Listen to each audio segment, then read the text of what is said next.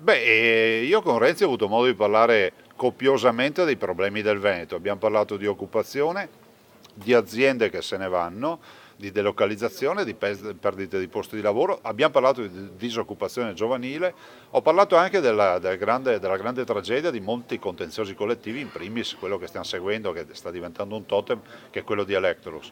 Ma abbiamo parlato anche del tema della pressione fiscale, che oggi è assolutamente unica e insopportabile. 68,5% di tasse contro un 46% della media europea ci porta fuori mercato. Imprenditori e lavoratori in Veneto sono degli autentici eroi.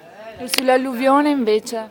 Beh, ho parlato anche del dissesto idrogeologico e devo dire che per noi è una partita importante, visto e considerato che noi abbiamo la necessità di aiutare un territorio che poi è una fucina, crea tasse e crea risorse per l'intero paese e quindi non si può penalizzare chi poi produce e mantiene gli altri. Ma Com'è lui che vi ha finite dato questi qualche anni? risposta?